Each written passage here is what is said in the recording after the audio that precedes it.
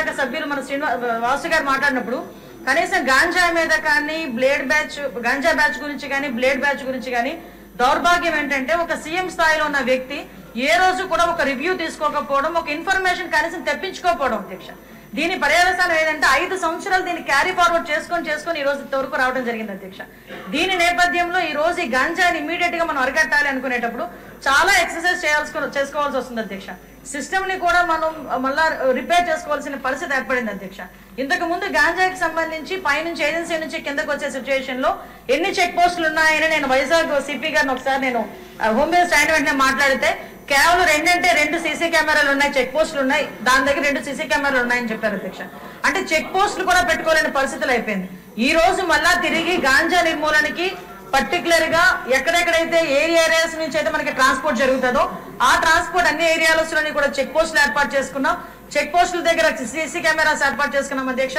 ఏ గాంజా తీసుకునే వ్యక్తి కూడా ఎక్కడ కూడా తప్పించుకోకూడదనే ఉద్దేశంతోనే సర్వేలెన్స్ కింద సీసీ కెమెరాలు ఆల్రెడీ ఫిక్స్ చేస్తున్నాం అధ్యక్ష. దీని నేపథ్యంలోనే మనం అర్థం చేసుకుంటే అధ్యక్ష, ఈ 5 నెలల కాలంలో మనం వచ్చిన ఎన్డీఏ గవర్నమెంట్ వచ్చిన 5 నెలల కాలంలోనే సుమారుగా 25,000 కేజీల గాంజాని ఈ రోజు పట్టుకొని గవర్నమెంట్ స్వాధీనం చేసుకునే పరిస్థితి, పోలీస్ డిపార్ట్మెంట్ వాళ్ళు పట్టుకొని స్వాధీనం చేసుకునే పరిస్థితి కనిపించింది అధ్యక్ష.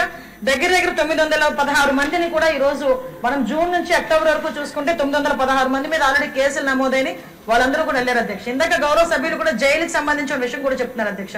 ఇంతకు ముందు ఏం జరిగిందన్న దాని గురించి ఈ రోజు నేను చెప్పక్కర్లేదు, మీరు చెప్పక్కర్లేదు, ప్రపంచం అంతా కూడా తెలుసు. కానీ ఈ రోజు మేము వచ్చిన తర్వాత మన నిఘా యంత్రాలు ఎంత క్లియర్ గా పనిచేస్తున్నాయంటే ఎప్పుడు జరుగుతుందో అర్థం కాదు. రాజమండ్రిలోని ఒక ఫార్మసిస్ట్ ఒక జైల్లో ఉన్న వ్యక్తికి గాంజా తీసుకెళ్లే పరిస్థితి నిన్న మొన్న కనిపిస్తే ఇమీడియట్ గా దాన్ని మన నిఘా యంత్రాలన్నీ కూడా పట్టుకొని అతన్ని కూడా అరెస్ట్ చేసి జైలుకు పంపించిన పరిస్థితి. మీరు అన్నట్టుగానే ఎక్కువ ఏజెన్సీ ఏరియాలోని చిన్న పిల్లలు దీనికి ఎడిక్ట్ అయిపోయే పరిస్థితి కనిపిస్తుంది అధ్యక్ష. ఎడిక్ట్ అవ్వడమే కాదు అధ్యక్ష, వాళ్ళకున్న ఫైనాన్షియల్ ప్రాబ్లమ్స్ ని బేస్ చేసుకుని వాళ్ళని పావుల కింద వాడుకునే పరిస్థితి ఉంది.